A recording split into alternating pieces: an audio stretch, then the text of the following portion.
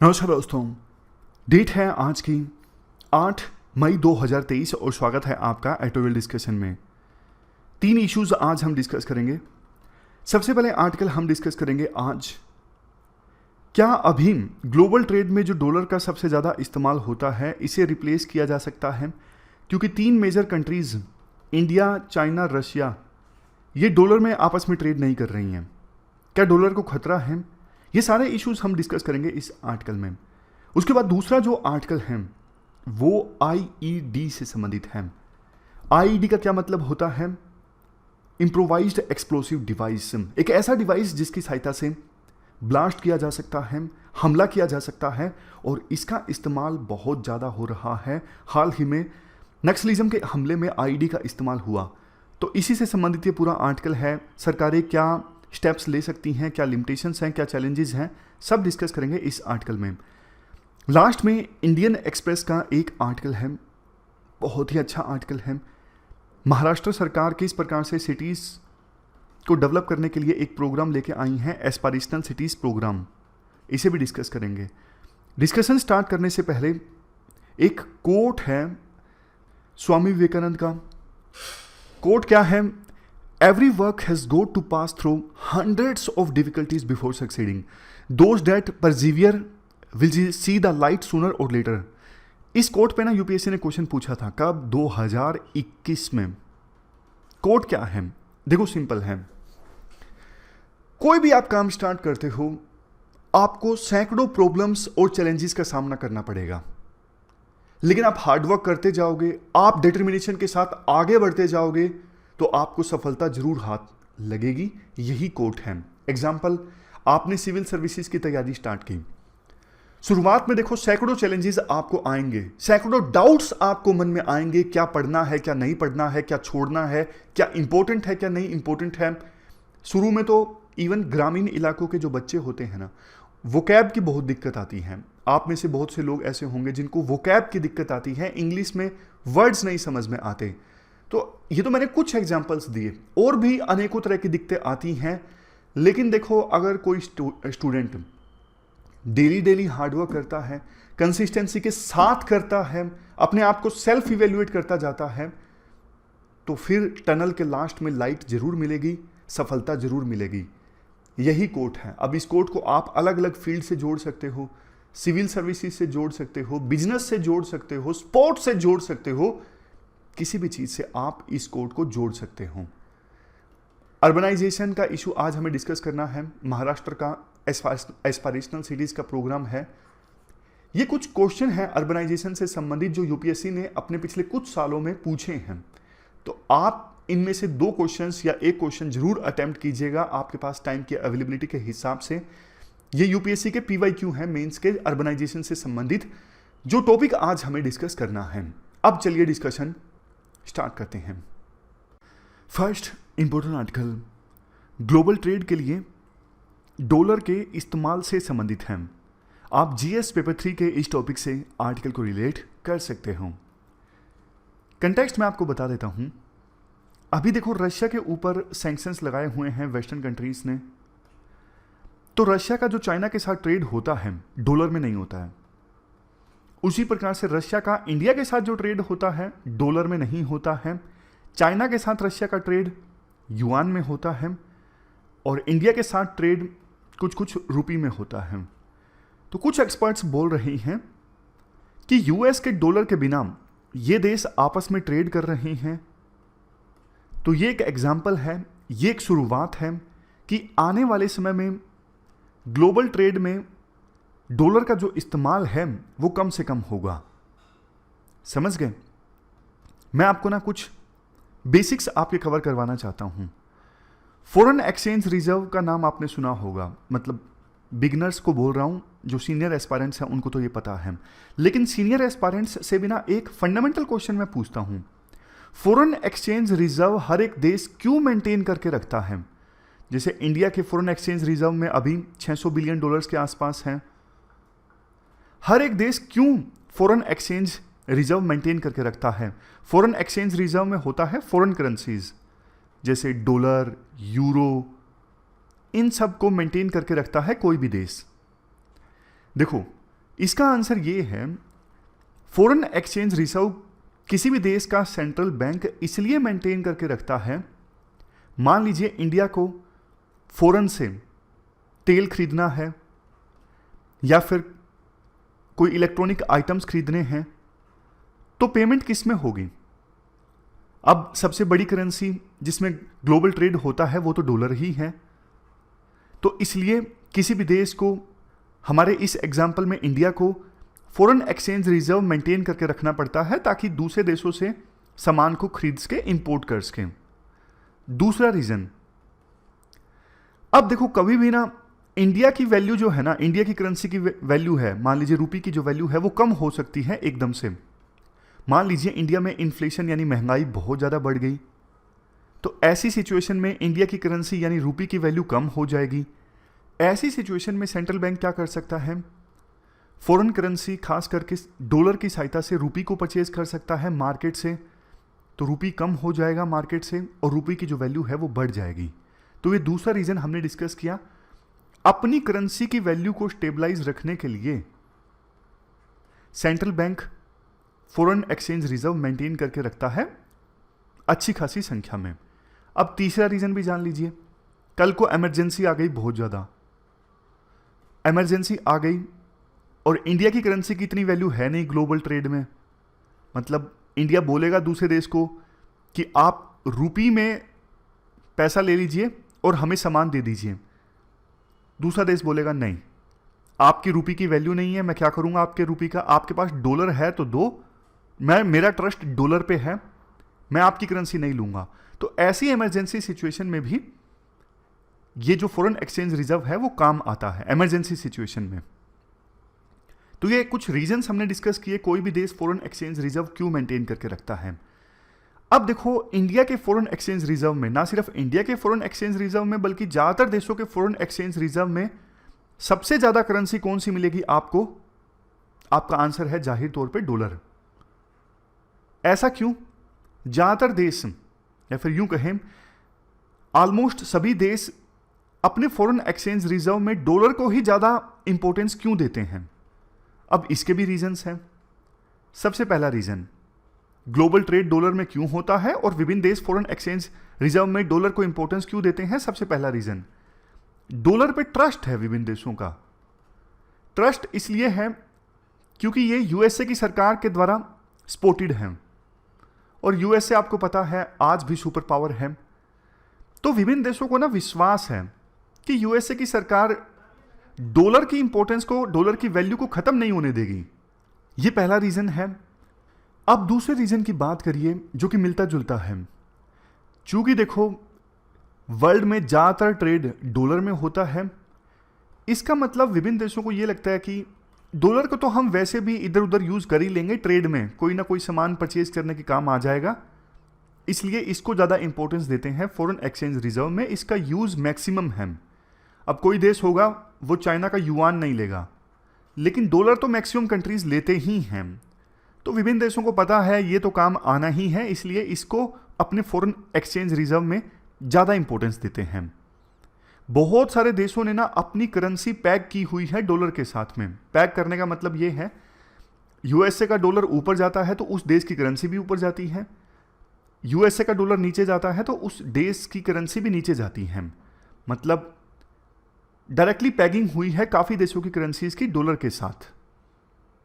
और बहुत सारे देश तो ऐसे भी हैं जो यूएसए के डॉलर को ही अपनी करेंसी मानते हैं।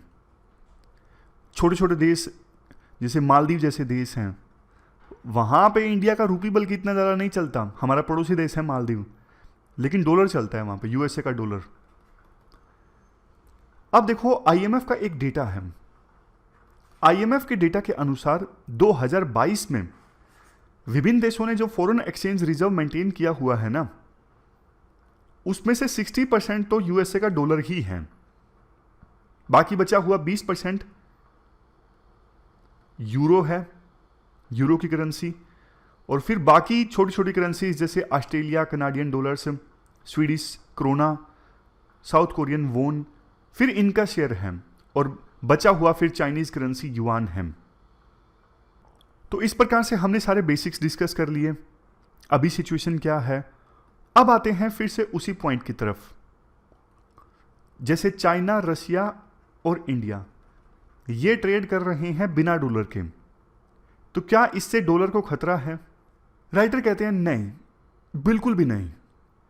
क्योंकि देखो, इंडिया का अभी रशिया के साथ ट्रेड है ना, मेनली इंडिया तेल परचेज कर रहा है, ऑयल परचेज कर रहा है रशिया से, वो भी डिस्काउंटेड मिल रहा है इसलिए। अब लंबे समय तक तो रशिया इंडिया को डिस्काउंटेड ऑयल देगा नहीं, कुछ समय बाद देना बंद कर देगा, तो इंडिया के साथ रशिया का ट्रेड कम हो जाएगा। और रशिया और चाइना के बीच में ट्रेड अच्छा खासा होता है, लेकिन इतना ज़्यादा भी नहीं कि वो ग्लोबल ट्रेड में डॉलर को रिप्लेस कर दें। देखो, एक चीज़ जो रशिया, चाइना, इंडिया सब चाहते हैं, जैसे यूएसए की करेंसी है ना डॉलर, ग्लोबल ट्रेड के लिए यूज़ होती है, इसका ना यूएसए को बहुत फ़ायदा होता है। क्या फ़ायदा होता है? जैसे ना यूएसए अपने बॉन्ड रिलीज़ करता है, यूएसए कहता है हम हमारे बॉन्ड दे रहे हैं, आप परचेज कर लीजिए। विभिन्न देशों को ट्रस्ट होता है, चूंकि यूएसए पे, यूएसए के डॉलर पे ट्रस्ट है विभिन्न देशों को, तो इससे यूएसए को फायदा होता है। यूएसए को ना सस्ता लोन मिल जाता है कम इंटरेस्ट रेट पे, क्योंकि जब भी यूएसए की सरकार बॉन्ड रिलीज करती है ना, विभिन्न देशों का विश्वास उस पर ज्यादा होता है, क्योंकि डॉलर यूज होता है पूरे वर्ल्ड में ग्लोबल ट्रेड के लिए, तो लोगों का ट्रस्ट है। जैसा मैंने आपको बताया, फॉरेन एक्सचेंज रिजर्व में भी लोग डॉलर जमा करके रखते हैं, तो उनको लगता है कि यूएसए की सरकार ने बॉन्ड रिलीज किया है तो इसे परचेज कर लेते हैं, ये ट्रस्टेबल है। यूएसए को सस्ता लोन मिल जाता है बहुत ज़्यादा, बहुत ही कम इंटरेस्ट रेट पे। ये फायदा होता है डॉलर ग्लोबल करेंसी के तौर पे यूज होने का।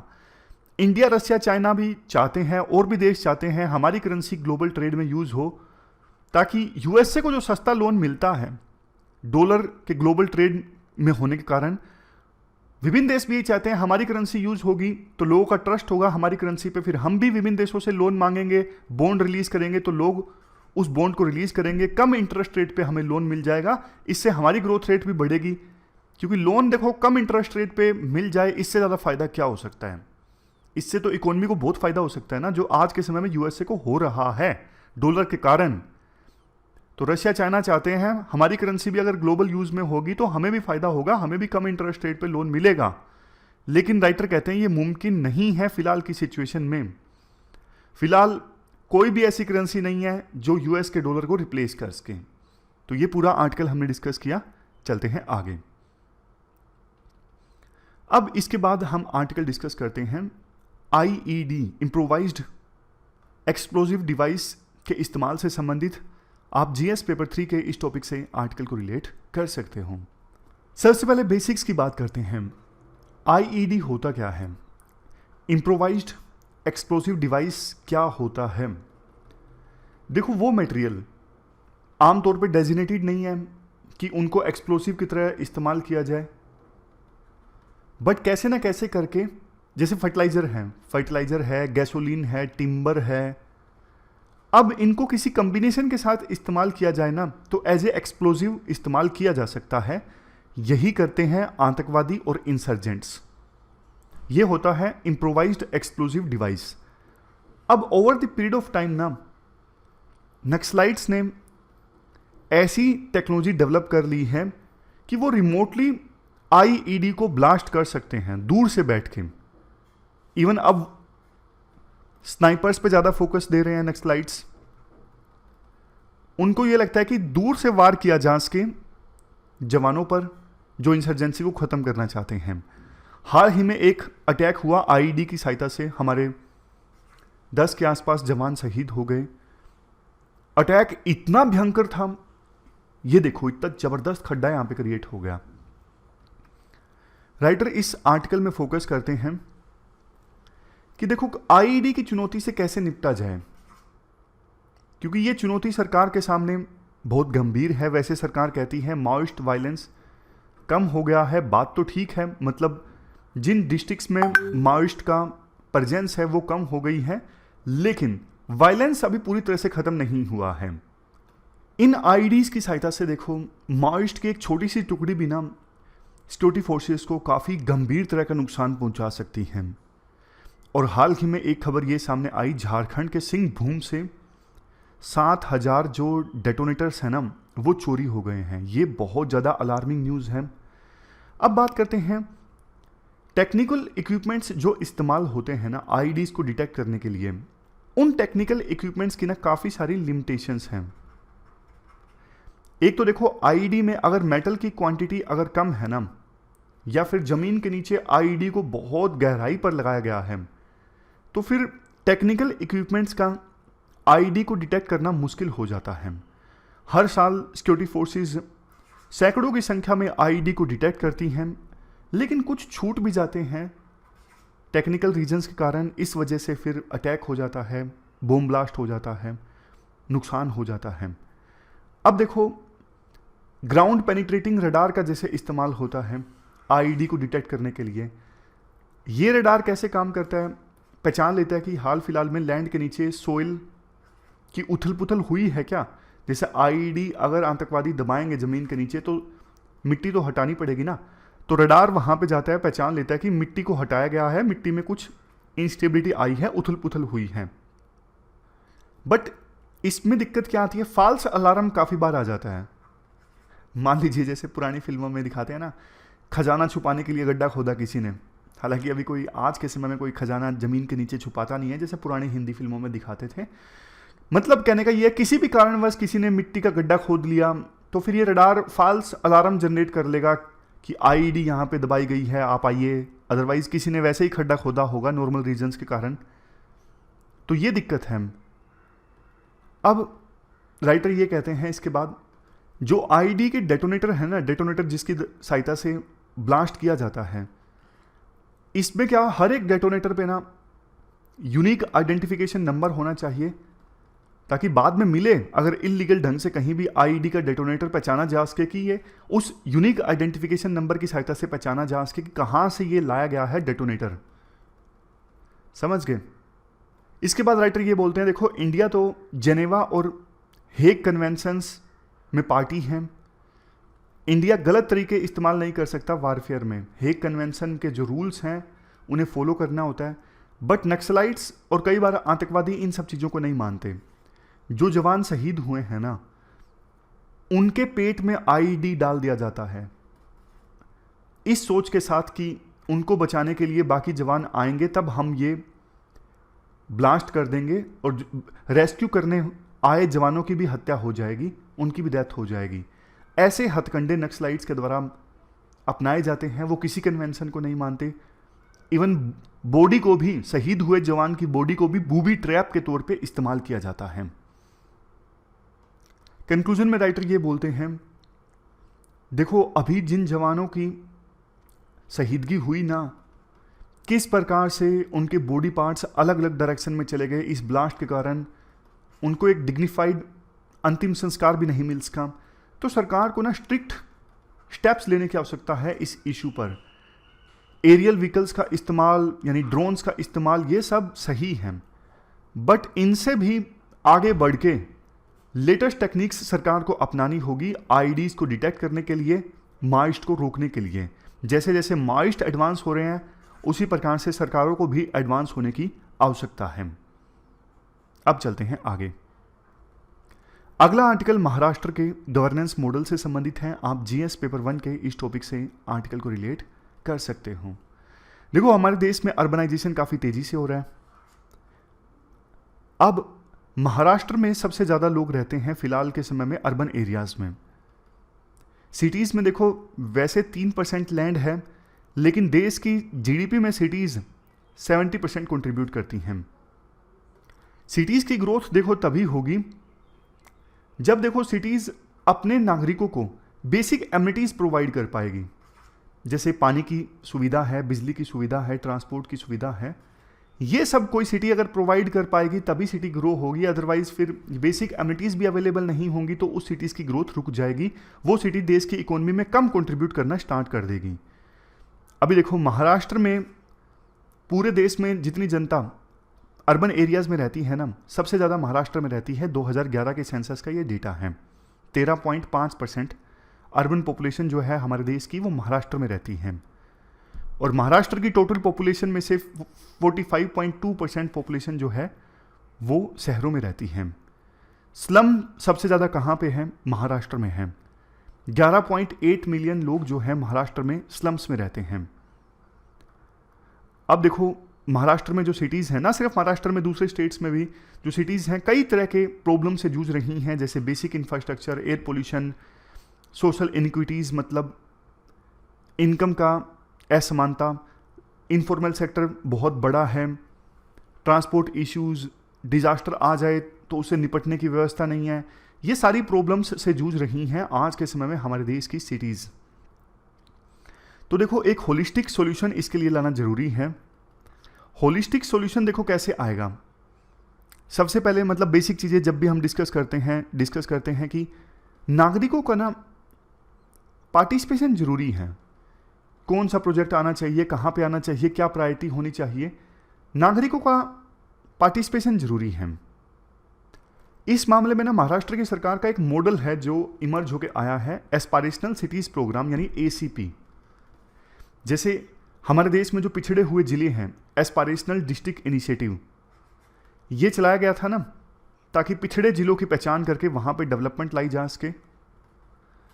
उसी प्रकार से ये एस्पायरेशनल सिटीज़ प्रोग्राम ऐसा है कि महाराष्ट्र की सरकार क्या करेगी, जो पिछड़ी हुई सिटीज़ हैं उनकी पहचान करेगी और वहाँ पे डेवलपमेंट लेके आएगी। 3 प्रायोरिटी एरिया होंगे, सारे डिपार्टमेंट मिल के काम करें, जैसे ट्रांसपोर्ट डिपार्टमेंट है, बिजली का डिपार्टमेंट है, वाटर का डिपार्टमेंट है, सभी मिल के काम करें, तभी वो बेटर सॉल्यूशन आ पाएगा। साइंटिफिक डेटा मेथड्स का इस्तेमाल होगा कि जो स्कीम्स चलाई गई हैं उनका कितना फ़ायदा हो रहा है, कहाँ पे हो रहा है, नहीं हो रहा है तो बंद किया जाए। डेटा की सहायता से डिसीजन लिए जाएंगे। और सबसे लास्ट में नागरिकों की जो पार्टिसिपेशन है वो इंश्योर करवाया जाएगा। समझ गए। अब देखो जो ACP है, एस्पायरेशनल सिटीज़ प्रोग्राम, ये इन चीज़ों पे फोकस करेगी। फंडिंग इंक्रीज होनी चाहिए सिटीज़ में, सिविक इश्यूज़ यानी बेसिक जो समस्याएं हैं वो एड्रेस होनी चाहिए, बिजली की, पानी की, ट्रांसपोर्ट की, गवर्नेंस इंप्रूव होनी चाहिए। इन पैरामीटर्स पे काम करेगा ये महाराष्ट्र सरकार का ACP प्रोग्राम यानी aspirational cities programme. Property tax में राइटर कहते हैं इंप्रूवमेंट की आवश्यकता है। रेंट के बेस पे अभी प्रॉपर्टी टैक्स कैलकुलेट होता है, इसे कैलकुलेट किया जाना चाहिए प्रॉपर्टी की मार्केट वैल्यू के हिसाब से। जो सेंट्रल गवर्नमेंट का जल जीवन मिशन है, इसकी सहायता से सभी हाउस होल्ड्स में टेप वाटर प्रोवाइड किया जाएगा। इसका यूज़ किया जाएगा इस स्कीम का एस्पायरेशनल सिटीज़ प्रोग्राम में। अभी देखो 56 सिटीज़ को छोड़ दे महाराष्ट्र में, तो बाकी बची हुई जो सिटीज़ हैं वहाँ पे पर कैपिटा 135 लीटर एक दिन में जो पानी है वो अवेलेबल नहीं हो पाता है। तो महाराष्ट्र की सरकार ने ना इस अपने प्रोग्राम में 57 सिटीज़ को आइडेंटिफाई किया है और सिलेक्शन प्रोसेस में ना बहुत सारे पैरामीटर्स को कंसीडर किया गया। जैसे देखो टेप ड्रिंकिंग वाटर कनेक्शन पर house hold, rate of completion house as a part of प्रधानमंत्री Awas Yojana, garbage free cities, ऐसे अनेकों पैरामीटर्स पर विभिन्न सिटीज़ को आइडेंटिफाई किया गया। उसके बाद पे ओवरऑल 57 सिटीज़ को आइडेंटिफाई किया गया है इस प्रोग्राम में। अब क्या होगा, देखो एक डिजिटल ना डैशबोर्ड बनाया गया है महाराष्ट्र की सरकार के द्वारा। उसमें ना तमाम पैरामीटर्स पर अलग अलग इन 57 सिटीज़ को आइडेंटिफाई किया जाएगा। एजुकेशन के मामले में कौन सी सिटी पीछे है, क्लाइमेट चेंज का असर कहाँ पे ज़्यादा है, इंफ्रास्ट्रक्चर कहाँ पे ज़्यादा पुअर है। एक हेल्दी कंपटीशन भी होगा इन 57 सिलेक्टेड सिटीज़ में। सरकार को ओवरऑल पता होगा, एक बड़ी पिक्चर सरकार को हमेशा दिखती रहेगी कि इस सिटी में सिचुएशन ज़्यादा ख़राब है। सरकार फिर ज़्यादा पुश कर सकती है उस सिटी को, उस सिटी की मदद कर सकती है फंड्स के मामले में, ताकि वो सिटी बाकी सिटीज़ के बराबर आ जाए। उसके बाद देखो महाराष्ट्र जो है, विकसित भारत का जो विजन है ना भारत सरकार का, 2047 तक भारत को डेवलप्ड कंट्री की श्रेणी में लाना है। उसी हिसाब से महाराष्ट्र की सरकार ने अपना ये प्रोग्राम लॉन्च किया है, एस्पायरेशनल सिटीज़ का प्रोग्राम। अब ये जो प्रोग्राम लॉन्च किया गया है ये अलग अलग राज्यों को भी अपनाना चाहिए और सिटीज़ को डेवलप करने पे फोकस करना चाहिए। सिटीज़ हमारी डेवलप होंगी तभी भारत आगे बढ़ेगा। इसी सोच के साथ स्मार्ट सिटीज़ प्रोग्राम भी चलाया गया था। हालांकि सरकार ने, सेंट्रल गवर्नमेंट ने इसकी जो डेडलाइन है वो 1 साल आगे एक्सटेंड कर दी है, लेकिन बात वही है, सिटीज़ डेवलप होगी तो भारत डेवलप होगा। तो ये पूरा आर्टिकल हमने डिस्कस किया महाराष्ट्र सरकार के इनोवेटिव प्रोग्राम से संबंधित। हमारी आज की डिस्कशन में इतना ही है। आज 3 इश्यूज़ को हमने डिटेल से डिस्कस किया। Thank you very much for discussion.